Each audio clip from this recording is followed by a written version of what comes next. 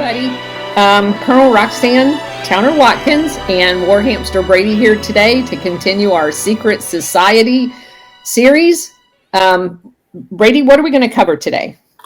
We are going to go deeper into Skull and Bones. We're starting around the beginning of the 20th century, and we're going to do a little fast forward because we're going to spend most of the time focusing on this particular family that's got a couple of generations of bonesmen, and those are the Bundys.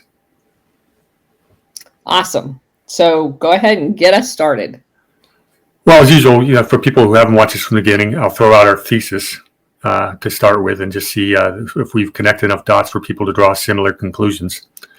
And the thesis really is this whole series is about secret societies, and probably one I think is the most prominent secret society is Skull and Bones, which is a Yale University type of fraternity. They select 15 people, juniors every year, and somehow these alumni of the secret societies have a tendency to network and find themselves in some of the most amazing and influential positions in every aspect of our society, from being a president to Supreme Court to attorneys general to state judges, senators, congressmen, secretaries of state, CIA, you name it. These guys are involved. Some of the biggest businesses, multinational corporations in the world, they've sat on the boards, and they all have that one thing in common: Skull and Bones. So, of course, that could just be honest networking, just people that, have a lot in common, or there could be more to it. And given the number, I'm going with the statistics on this one, though. Go ahead. At what point does it become mathematically impossible? Yeah. Yes. And that's really what we're doing, is we're just highlighting all of these connections. These people are so incestuous. They marry each other's cousins and inner families. They keep their mother's maiden names because it's all about the blue blood family pride. That's how that shows who you are in society.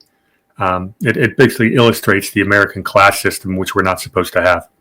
And the real takeaway conclusion is, we have a ruling class in America. They just don't brag about it. They do it openly and in our faces, but they just can't say that they're royalty. But we have it. And that's pretty much what we're trying to do, is illustrate that there's so many of these connections, it can't be a coincidence, and it can't just be pure networking. Cool. Let's get started. Okay. We've been trying to do this chronologically, going back from when Skull and Bones was founded in the 1830s. We do a little bit of flipping back and forth. We ended in 1910 last week. I have to go back to, last week we ended in 1908. And we got to go back to 1904 real quick, because one of our friends on Twitter /X, Dr. D Program, who has a wonderful set of documentaries on her channel on Rumble. It's called America Rebooted. And she does really, really parallel research to what you and I are doing. And I think we both think that she's a pretty darn good researcher. She's amazing. Yeah. But she dropped a couple crumbs after watching some of our shows. And I did miss a name last week, and it really needs to be brought up. And that name is a guy by the name of Thomas Day Thacher, Thacher. He's Skull and Bones, class of 1904. He's famous for, he's a U.S. district judge for the Southern District of New York, one of the most important district judges you can have. He was a New York Court of Appeals, judge on the Court of Appeals. And interestingly, he was the U.S. Solicitor General from 1930 to 1933. Solicitor General is the person who argues cases for the government in front of the Supreme Court. It's a very important position, and you don't get there by accident. Some of the biggest cases he argued had to do with, it's interesting. He argued a couple of cases regarding naturalized citizens and their obligations to bear arms. We could go deeper into that another time, but those cases, I want to do a deeper dive into that myself. Yeah, because obviously it's very relevant today. Yeah. And the reason, Dr. D Program would bring up Thatcher is through marriage to some families like the Browns and the Auchincloss family, which we mentioned last week, which is big in Scroll and Key. But he's also married into the family we're going to talk about later, the Bundys. So this guy's pretty well connected. It's all the intermarriage of the blue blood families. Check. Yeah. So it's interesting. He worked for his father's law firm, which is called Simpson, Thacher, and Bartlett. And you should, those of the people in my world know the name. And I just wanted to give you a real big rundown of all the cases, of all the things they've been involved in lately. In 1988, they were basically the lawyers for the biggest M&A deal in history when KKR bought Nabisco for $25 billion. Oh, you can read about that in the book Barbarians at the Gate. They would represent Google when they acquired YouTube. They represented J.P. Morgan Chase in a debt for General Motors in 2008 when they're trying to bail them out, and they screwed it up and cost J.P. Morgan $1.5 billion because they did a unsecured loan instead of a secured. They represented Tesla in its IPO. They were the underwriters for Facebook's launch. They were the lead counsel. Go ahead. No, I'm sorry. Go ahead. I want to come back to the JP Morgan thing. Okay, I will. We'll get there. I got like 4 more of these. Okay. They were the lead counsel when Alibaba, the big Chinese company, did its IPO in America. They represented Microsoft in purchase of LinkedIn. They represented Microsoft when they bought GitHub. Interestingly enough, they were one of the law firms last year that sent out letters to the law school deans telling them if you don't curb the anti-Semitism on campus, it's going to impact hiring. You remember that? Mm-hmm. That was these guys. And they got like 4 funnel, it's about 4 or 5 funnel alumni that are recent. One of them's Karenna Gore, who's the daughter of Alan Tipper Gore. Another one's Deborah Archer, who's the current president of the ACLU. There's another former one named Anna Marie Slaughter, who is a director of policy planning for the U.S. State Department. And they have a former Goldman Sachs VP. And, of course, their star alumni was a woman by the name of Lynn Forrester Rothschild. So go back to J.P. Morgan. So let me just say, based on everything that you just said, there's no effing way they made a mistake. So let me tell you another pattern in Operation Gladio where it comes to financing. Issuing unsecured loans is their favorite way using big banks to money launder. Yeah, I get where you're going with that. Especially in international finance, and that gets us into the World Bank and that sort of stuff. But yeah. Yes. So there's no way, based on the track record you just outlined, they made a mistake. They don't make mistakes like that in law firms of this caliber because these things are gone over by like 15 different layers of people. So if it was changed from a secure loan to an unsecured loan, that was a money laundering payment.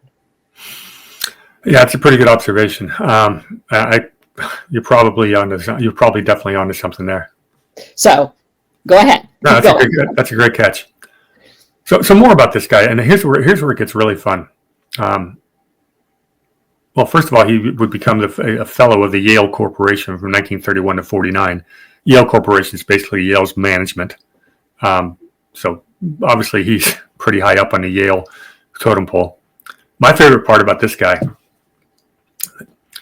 he was a major for the American Red Cross commission to Russia in 1917 and 1918. Are you kidding me? Nope. That's where I recognize the name. So he's in Anthony Sutton's book about the group that went over there that was basically casing the joint to be able to go over and exploit all of their resources after their Bolshevik Revolution took effect. Yeah. For those who don't know, holy crap. This is in the middle of World War I, and the British and Russians are technically allies. The Americans had not entered the war yet, but they were about to. The Wall Street and London interests financed the Bolshevik Revolution. So they were basically overthrowing their own ally, or their own country's ally. So the British, because they're allied, the Russian could send people over, but because the Americans weren't there, our agents or our operatives went over there under the cover of the Red Cross. Red Cross has been a covert intelligence and other operative for its entire history, as far as I know. It was. And is there a single conflict of the 20th century where the Red Cross doesn't have it? Yeah. Well, this guy was involved in that early on. Yeah, that's mind blowing. So he was worth bringing up, I would say. Yes. All right, next guy we got to talk about is Skull and Bones Yale class of 1908, guy by the name of Harold Stanley. You should know him because he's the co-founder of Morgan Stanley, one of the biggest players on Wall Street, who I almost went to go work for. They once upon a time were recruiting me to come work for them, and the 2009 financial crisis hit. And among a series of changes of direction, that's when I left Wall Street once and for all because I couldn't stand the stench. So he's a son of William Stanley Jr. This is not a blue blood family as far as I can tell. They kind of were maybe second tier, but he's an inventor to work for GE. But you've heard of the Stanley Works building in Pittsfield, Mass?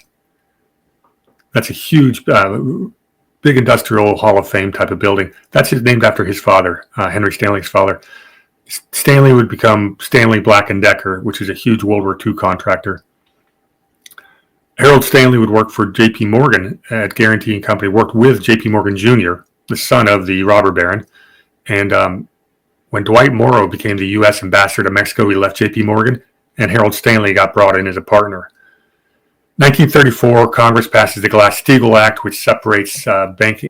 So in 1935, to restart the securities business, Harold Stanley and Henry Sturgis Morgan, the grandson of J.P. Morgan, founded Morgan Stanley. So pretty well connected, but not quite blue blood. Here's what gets fun. His dad did graduate from Yale as well. I did not have that. Yeah, 1881. All right, I missed that. He was not a bonesman, though. I know that. No. Yeah, so semi. He has a lot of patents, his dad did. Yeah, his dad was a great inventor. Yeah. General Electric is someone told me once that he's on their Hall of Fame. Like if you go into the GE building, they've got all these great people in GE history, and this guy's got he's got a portrait there. I don't know. Well, I've never been there. And GE was one of the people on the Red Cross trip. Of course they were. Yes, they were. So here's a fun one for you, for the conspiracy theorists out there. There's a lot of them that watch us.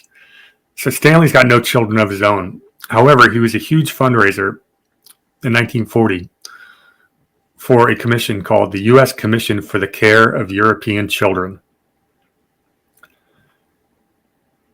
That's where they were bringing children out of war-torn Europe over to the United States. Oh my gosh. Yeah. I don't know if there's dots to connect there, but what do we always say? It rhymes. Wow. Well, yeah. It says that he raised the equivalent of $32 million. It was 1.5 back in the day for that organization. Yeah. So he was child trafficking. Whether it's legitimate or not. Refugee clause. Yes. I mean, okay. Holy crap. Well, the connection gets a little interesting because the founder of that was Eleanor Roosevelt. And that makes all the sense in the world. Yeah, well, yeah. So if people don't know, Eleanor Roosevelt married to FDR forever. Eleanor Roosevelt caught FDR cheating, like back in the 1910s or 20s, a long time ago. But they stayed married as basically partners. Like in the White House, they slept in separate rooms. Out of her biography, I love this. She disliked having sex with her husband. She once told her daughter there was an ordeal to be born, even though she had 6 kids, 5 of which lived. She considers herself ill-suited to motherhood, later writing, "It did not come naturally to me to understand little children or to enjoy them." That's our famous First Lady. What a lovely woman. I bring it up because she grew up in a lot of the eugenicist circles. Yes. So, and it comes to mind, we just watched the hearings on Capitol Hill where they're going after Pete Hegseth for his improprieties. And FDR, who sits on the Democrat Mount Rushmore, cheated on Eleanor. Yeah, it's if only they knew history and they could say that. Because that's what I was screaming when I was watching the clip. I didn't watch it live, where he was talking about Durbin was talking about the world being ran by pedophiles as he blocked the list of pedophiles from being released. And I'm like, Pam Bondi, I'm screaming at her going, he's the one blocking the Epstein list. Why did you not say that? So anyway, go ahead. Well, it seems to me that Bondi's not all that well read in on what we would call the truth movement. No, I think she is, but I think saying what she said, she had to say it the way she said it. Yeah, and which is too bad. Actually, you can't say certain things in polite society. You can hint at them. They look, when I'm out in what we call polite company, I wear a lot less tinfoil than I do when I'm doing a show with you.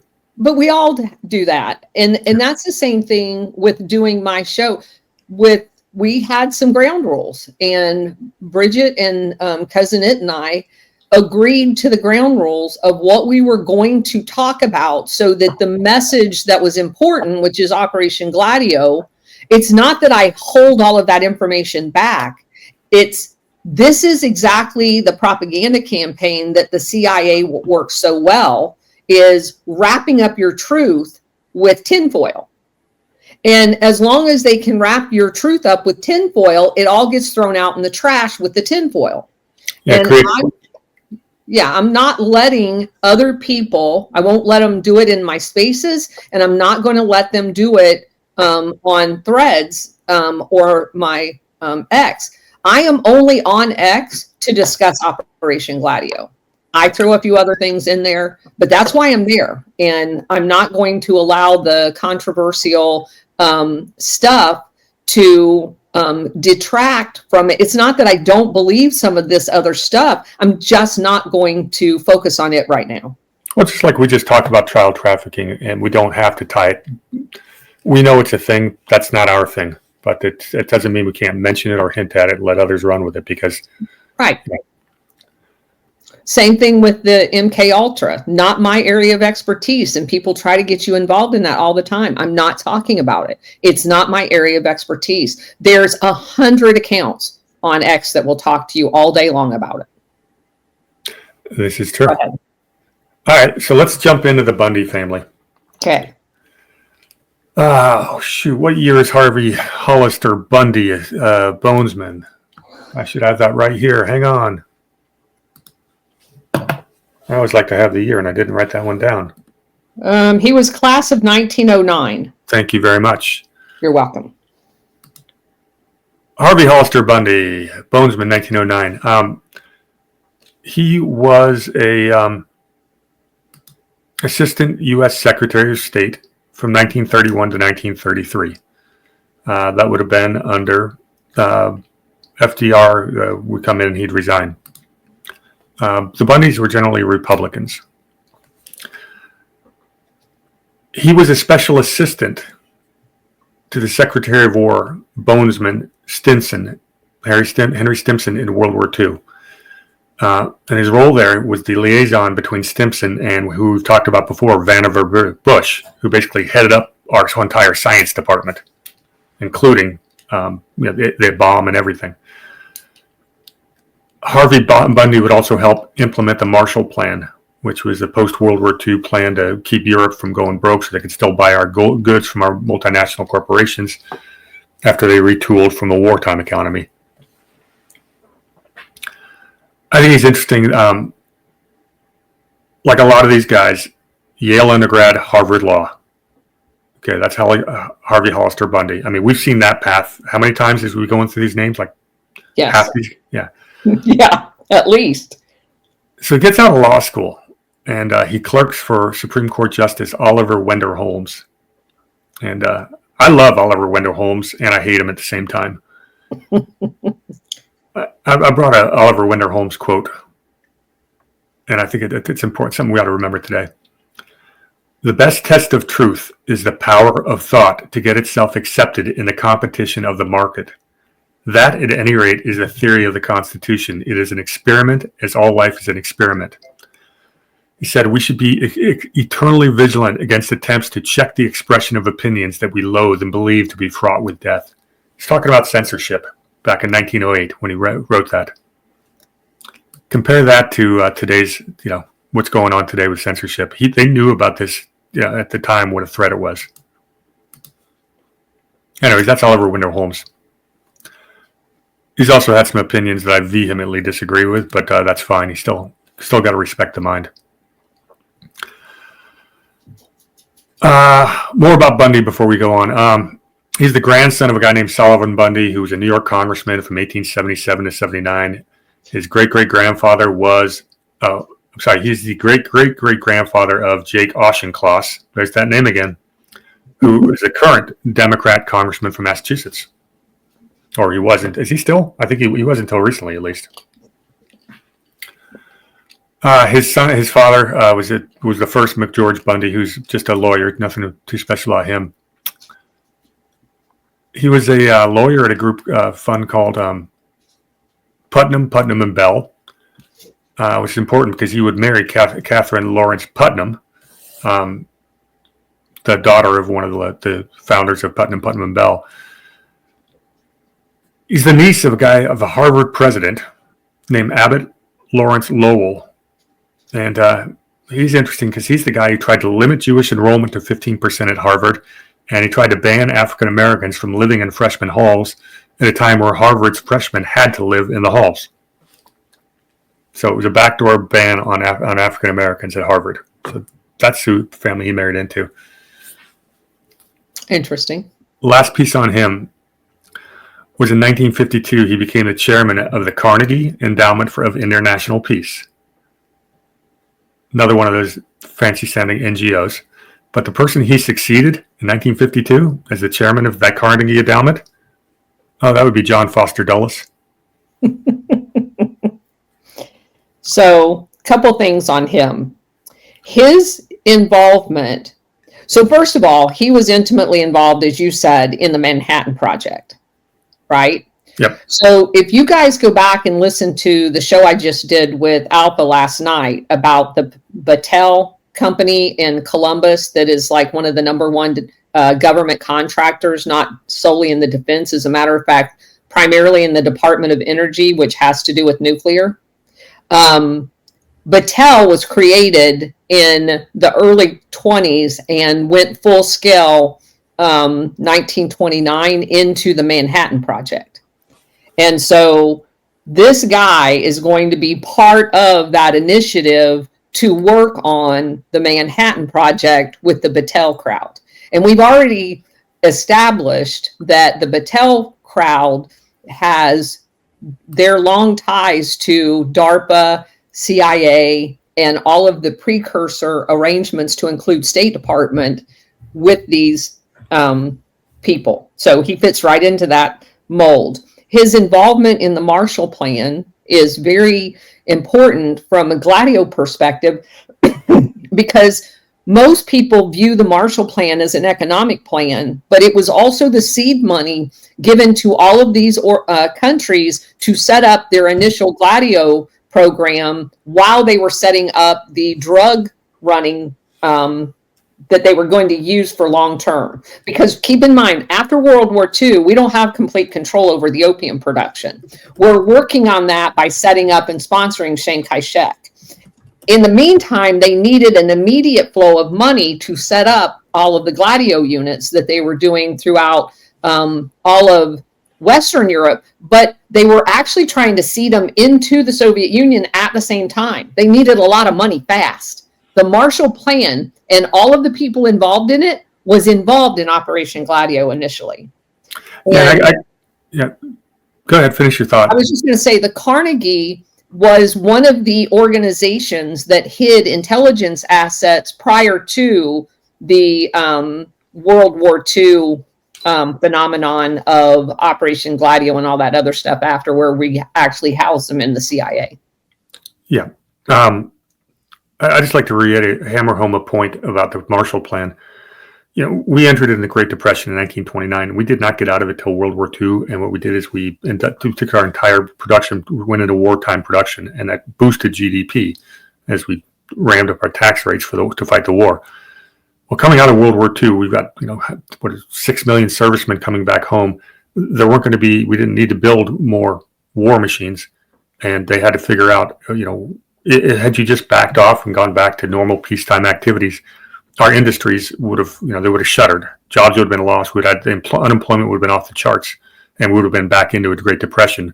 Most of the world was completely bombed out, from World War II. We were the only major economy that didn't see any action on our soil outside of Honolulu. So the Marshall Plan was basically a way to lend money to our European allies and also people in Asia, so they'd have enough money to keep buying our stuff as we converted our industries to consumer goods.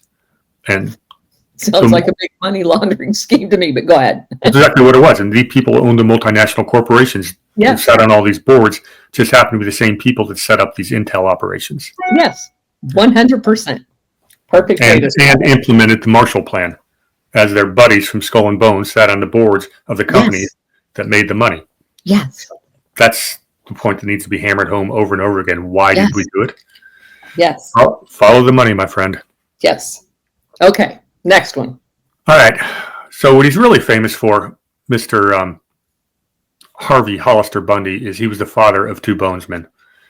And we're going to jump forward to 1939 with a gentleman by the name of William P. Bundy, bonesman class of 1939. I like the fact that we talk about all these connections, right? They run, basically set our policy. William P. Bundy married a woman by the name of Mary Atchison. Who is she? Oh, just the daughter of Truman's Secretary of State, Dean Acheson. Yeah. So keep it in the family.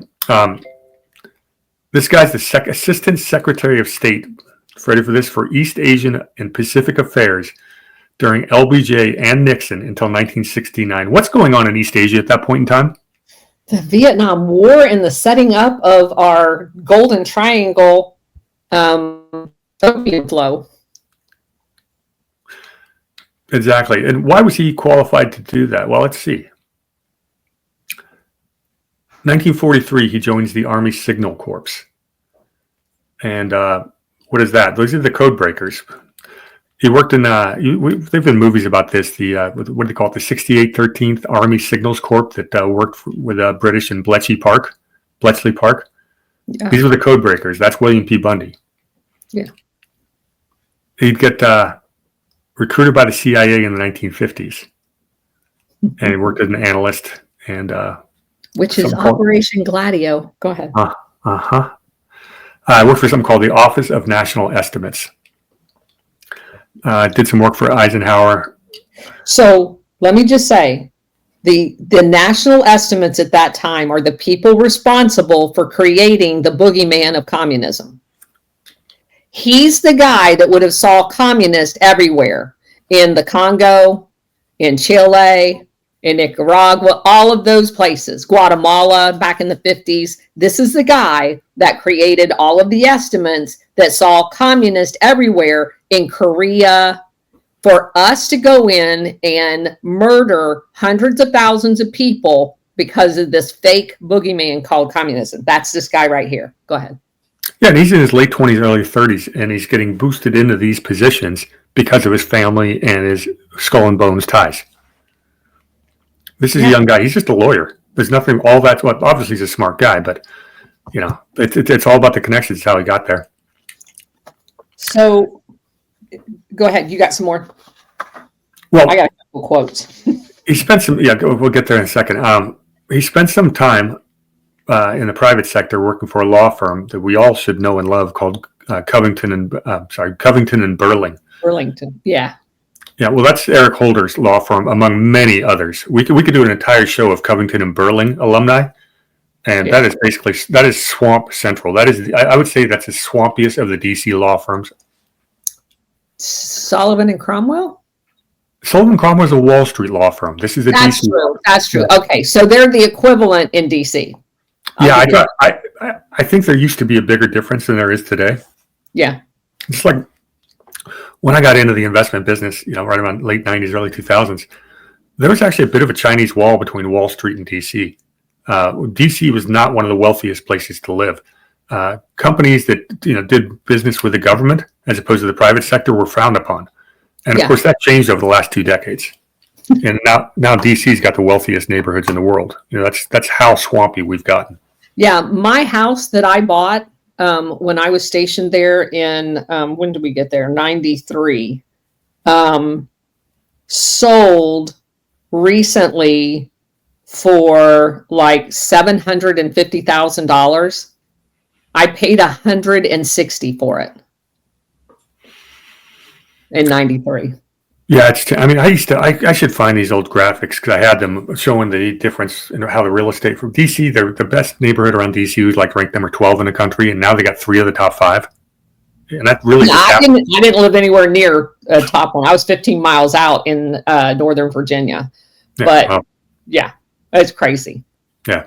It just changed. The government got, that's and really it's the last 2 decades. There used to be a difference between the two. So when we talk about DC law firms versus Wall Street law firms, they were different animals. I'm sure there's a whole lot more overlap in there today than there used to be. Oh yeah, there's so much difference.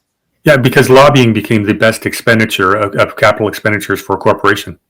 Yeah, But as the government got bigger and bigger and the politicians got more and more corrupt, it made a ton of sense. You needed to spend money lobbying, which means you needed people on the ground in DC, and that's really how it all happened. Follow the money. All right, what did William P. Bundy also do? Well, he becomes the editor for Foreign Affairs from 1972 to 1984. What's Foreign Affairs? That's the journal of the Council of Foreign Relations. So he's their spokesman. And he would decline an offer from David Rockefeller, who was the chairman of the CFR, to have Bundy become the president. So no small, inconsequential gentleman, Mr. William P. Bundy. You said you have some quotes on him? So first of all, we're going to bring up this book right here, The Old Boys. So War Hamster wants to do book reviews as well. So we decided that to start him off on his new career of doing book reviews as well, so we can do double the work here. Him and I are going to do this book together on a space like we do. We will commit to, a period of a couple of weeks every day. We will do this book together because he's the one that originally recommended this book to me. And then he can launch on his own. If we like it, we can continue. But it's not like I'm sending him off on his own, but because I love doing shows with him. But in this book, it mentions William Bundy and Dick Bissell together. And William Bundy is quoted as saying that Bissell was the real mental center behind the engine room of the Marshall Plan, which we were just talking about. And it says basically for Frank Wisner, and who's that?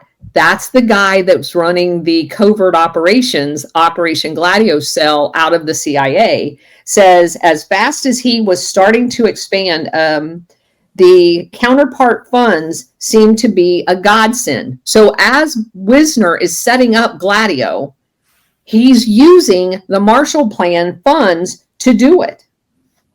So I just wanted to bring that connection out. One other one is who we just talked about, says this one is set in the conversation around McCarthy and his all-out hunt for communists. It says, Alan Dulles despised McCarthy. Liberals took note approvingly of Dulles' willingness to refuse to cooperate with McCarthy, and when he demanded that the CIA dump Dean Ackison's son-in-law, William Bundy. So there's a story behind that. Alger Hiss was one of the major targets of McCarthy. Hiss and Bundy both taught at Harvard at the same time, or that's some kind of affiliate there. Hiss had previously served as the Carnegie president before one of the Bundys. So that's kind of where the connection was there. So McCarthy targets Bundy, and not just Alan Dulles, but Richard Nixon also defended Bundy, and then the matter got dropped. Yeah. Tight little circle there. Another fun historical side note is, they talk, everyone knows that the McCarthy quote unquote witch hunt got stopped.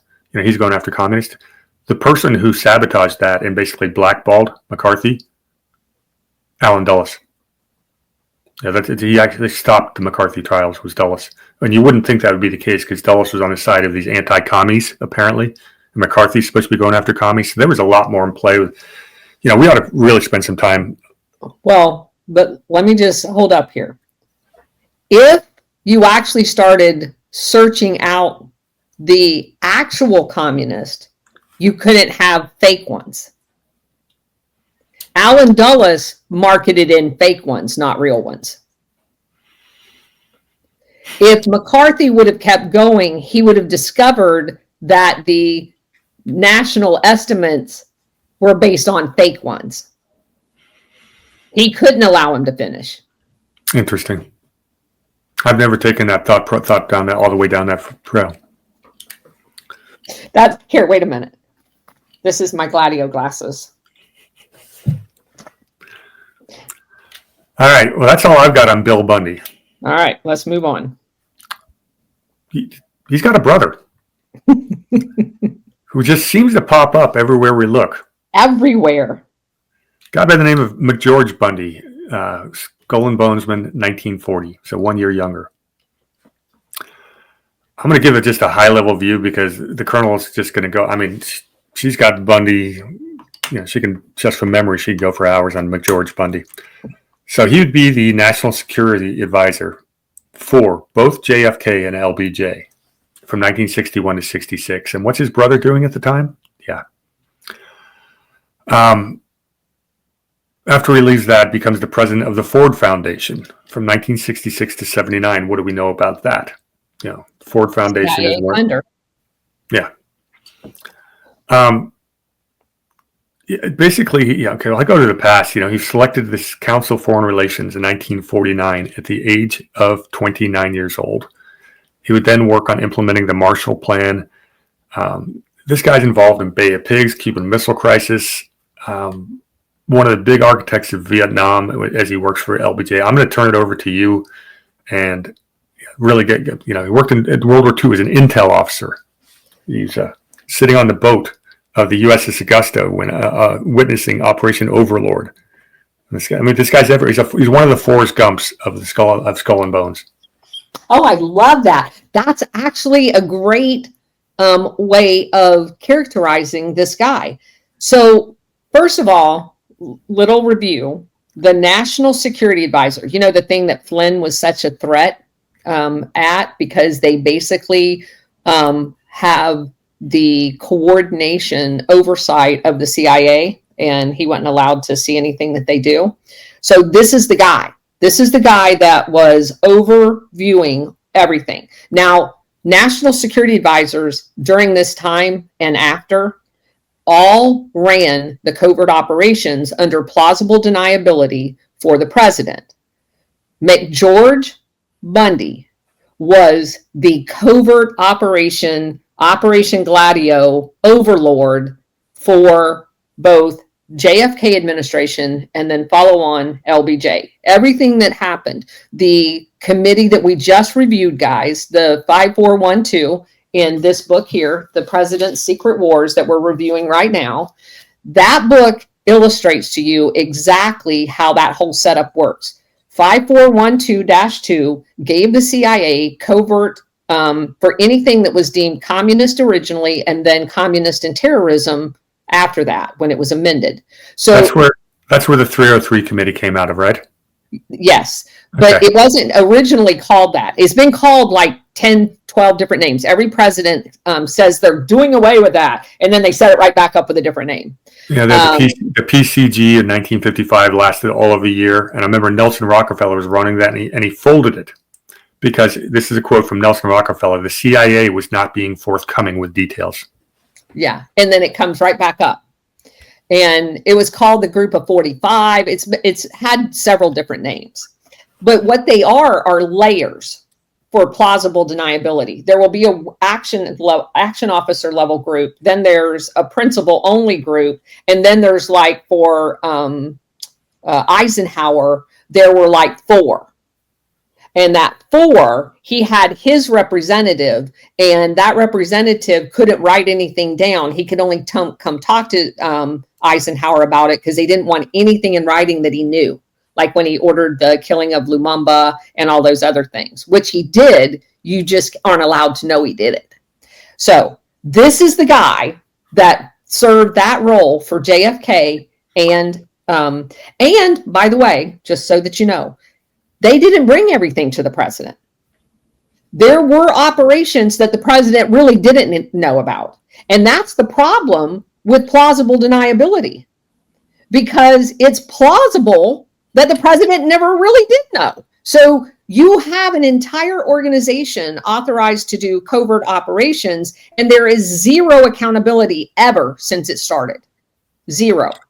Well, it's great. I'll give you a great example of how zero accountability came out of there. You want to know one of the two things that came out of the Committee of 303 was, of course, that they had the submarines off of the outside of the United Arab Republic, the UAR, and this is directly ties into the USS Liberty, and that's the group that ordered that was absolutely involved and ordered the Liberty. So, correct. Under LBJ. Who was this guy? This is the guy that would have known all about the USS Liberty. Okay? Probably gave the order. Well, and again, this guy was involved. Hold on. He left in 66. So I'm going to take that back. Liberty 67, though. Huh? Yeah. It was Liberty 67. Yeah. Although the plan could have been done well in advance. You would think so. So they do plan these things well in advance. But I'm going to give him a break on that one. He was not in that job, his successor. All right. And his successor was Walt Rostow, Rostow. He was the National Security Advisor when the Liberty went down. I remember reading about him. All right. So very important, the Ford Foundation.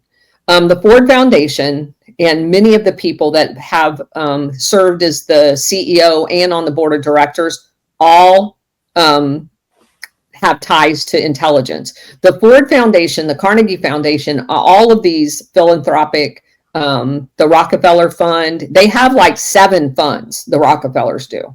And one of those funds is going to fund every single overthrow of every government. And Ford was right in the middle of all of that.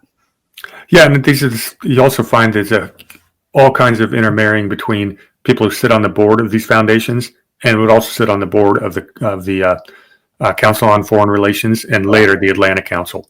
These are the same. Yes, and absolutely. So when we talk about our major theory of why we do all these Gladio type operations all over the world, why do we do? It's because our multinational corporations want to exploit the resources. That's why they have their people on the boards of the foundations, on the NGOs, et cetera. They're the ones who give the orders. These are the puppet masters. And go back and trace the corporations' contributions to these very things, like the Ford Foundation. So Ford Motor Company will look like they're benevolent in donating to the Rockefeller Fund and the Ford Foundation and the Carnegie Foundation. And then GM will look like they're benevolent because they're donating to X, Y, and Z. And then PepsiCo donates to X, Y, and Z. They're just buying paramilitary capability because those funds are then funding the paramilitary activity to overthrow countries that go against these oligarchs. You're talking about the same Ford company that helped finance both the Nazis and the Bolsheviks? That same one. The same Ford company was basically providing engines to Russia that were being used by the North Vietnamese against our own troops. That Ford? Yes, that Ford. Mm-hmm. I'm starting to see a pattern here. Funding. What did you say? It rhymes. Funding on both sides of every war. All right. It is starting to rhyme. Yes. So also, I wanted to mention that you talked about Bundy's, like his connections to Oliver Wendell Holmes. His mother, the Putnam lady that you mentioned, had she was listed in this registry that had all of the other social families called the Lowells, the Cabots, the Lawrences, and she was the niece to Harvard President Abbott Lawrence Lowell. Lowell. Yep. Is that how you say his last name? Close enough. So they were also, through her, related to the Brahmins family in Boston. So very, very, very connected. You mentioned his connection to the Bush family. And I love the fact, how many times, here's another connection. How many times does that Groton school come up in the childhoods of these people being prepped to go into Yale, then to Harvard? I would say in my research, I would put that percentage in the 60 to 70 range of the people that were in the OSS and the initial cadre of the CIA, having started as a child in Groton. And I just want to make the tinfoil hat observation that you had people like Epstein's dad teaching at these schools. Just saying. Okay. So you mean the Epstein who, let's see, whose partner in crime, Ghislaine Maxwell's father, actually had control over 50% of the textbook publishing in the United States? Yeah, that same guy. Yeah. We should do a show. Oh, didn't we do a show on him? Yeah. We have so many shows and so little time. And so many more to go. So many more to go, because this story's, we're just halfway through cracking this egg. Yeah. Okay. So he, as you mentioned, was an intelligence officer in World War II. And the Operation Overlord, if you guys don't know what that is, go look that up. He also was a ghostwriter for Henry Stimson on Henry Stimson's book called On Active Service in War and Peace, which is basically about the same crap. However, it was the same crap prior to the CIA, because this was the way we did takeovers before. So in doing so, and the reason why I think that's really, really important is because in sharing all of the history with Stimson, who was intimately involved in coups prior to the CIA, he would have been sharing with his ghostwriter all of his tricks of the trade. So that can't go without like a huge emphasis with an exclamation point that he is being, not groomed is not the right word, but he's being tutored on how we do this, and is going to play he's not just a member of the CIA. He's the national security advisor orchestrating them. I just can't make that a point enough. Yeah, I think the thing to hammer home with that is he wasn't just a CIA officer. This guy is the chief architect of U.S. escalation in Vietnam. I mean, he's the guy that convinces LBJ, how are you going to sell the Vietnam War to the people? And he goes, tell them it's an extension of the Great Society program. And they developed something called the Southeast Asia Development Corporation.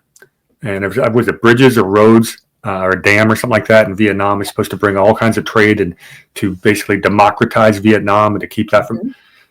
This is McGeorge Bundy, who came up with all these ideas. He sold them to LBJ. He had LBJ's ear as much as anybody did. Yeah.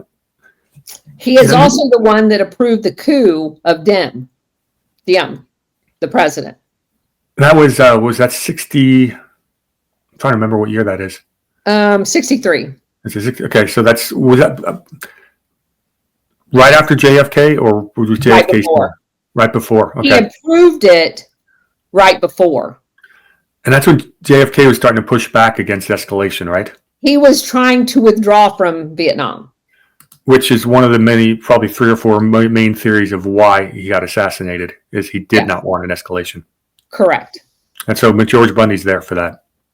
McGeorge Bundy is making sure it gets escalated by planning the coup of the current Vietnam stooge that they had already installed. And McGeorge Bundy was there at the Bay of Pigs, which is how which is what got Allen Dulles fired as the director of the CIA. Yes. Yes, he was. So if we were going to make a short list of people who could have been involved in the plot to kill JFK, would McGeorge Bundy be on your short list? Okay. So I understand that people are wedded to the, Mossad did it, or, the Cubans did it, or the this did it, or the that did it. Um, there is only one organization that goes around the world cooing heads of state. One. The CIA took the lead on all of those. They did it as a disciple of NATO. The NATO Coordination Center is the ones that basically through the ACC and the CPC, coordinated all of this, because obviously they used assassins from other people's foreign services for plausible deniability. So they interchanged each other's assassins. Well, you have to have a coordination board to do that, and that's what NATO did. So you have the guy. So if NATO wants an operation and he wants the CIA's help, the very first call that's going to come from NATO is to the National Security Advisor. Now you know why you can't have the National Security Advisor as Mike Flynn? Because it's not just the CIA that cooperates in this. You've got to have the FBI, you've got to have everybody. And all of those people goes to those 4512 meetings. So the National Security Advisor is pivotal to Operation Gladio inside America. And so if you go back to Vietnam, you go back to Cuba, this guy is front and center in all of that. He also, in 1964, advised Johnson to dismiss the one general, General Paul Harkins, that wasn't on board with securing poppy fields and gets him replaced. He advised Johnson to replace him with General Westmoreland, who was a soulless bastard who was responsible for the military side of all of the killing in Vietnam. Bundy is the one that set that entire thing up. It's funny, right at that same time, during the Kennedy administration, there's another Harvard professor who was trying to get a job with the Kennedys by the name of Henry Kissinger. And Bundy tells JFK not to trust him because he's a schemer. So he's the one that kept Kissinger from working for the Democrat, to working for the JFK, for the Kennedy administration. So, well, he definitely had a huge, and here's one of my favorite ones. Harold Wilson, who I would argue is the Donald Trump, right? He was maligned the entire time that he was prime minister in the UK. He was set up with the IRA attacks, which was internal Operation Gladio for them as well. And so he doesn't win re-election. And a lot of people thought that there was cheating that went on. Imagine that. So there's an interim president or prime minister, and then he wins re-election, just like Donald Trump just did. And he absolutely disagreed with everything about Johnson's Vietnam policy. So he was kind of almost, I don't want to make this because I know the instant gut reaction people have, but he had more of a mindset of a Jimmy Carter. He wanted foreign policy based on non-human rights violations. He didn't want to give money to dictators, which basically the UK and the US had been doing for decades and continue to do so today. So Harold Wilson, one of the funniest, not funny in a good way, funny in an evil way, story that I've discovered to date is that during his second term, he's like almost done with his second term, but 3 years, something like that. He gets a visit from somebody from the United States, and he immediately resigns. And do you know who that visit was from?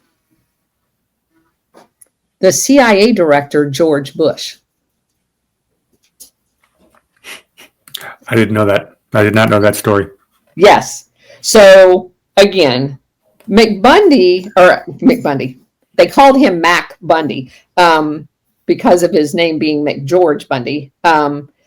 Obviously involved, he testified in the church committee and just, yeah, all around bad guy. Wait, I got a quote from his church committee testimony. He says, and listen to the words because this is precise. As far as I ever knew or know now, no one in the White House or at the cabinet level ever gave any approval of any kind to any CIA effort to assassinate anyone. Which means he did. Yeah, that language is very precise. The follow-up question would be, okay, so who did give those orders? Is how you should follow that up. He didn't deny that there had been assassination attempts. Or that they were involved. They just didn't get an order. Yeah, just to read it again. No one in the White House or at the cabinet level ever gave any approval of any kind. Yes. They never do, because that's the reason why I'm very careful to explain plausible deniability. Exactly. None of these actions are ever approved. No. There's plausible deniability.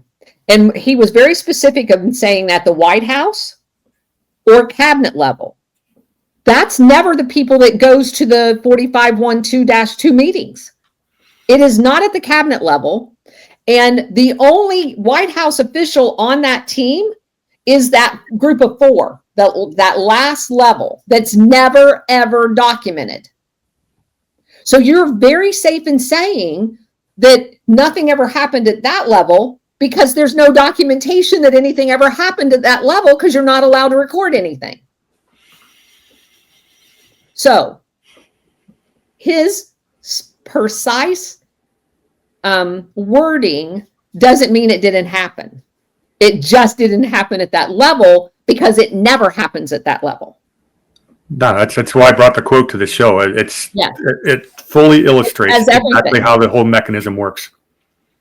Yeah. We're getting close to an hour. I always like to end on a mic drop moment. Do you have anything else you want to talk about with McGeorge? So I'll end you with my mic. I'll give you my mic drop. Okay.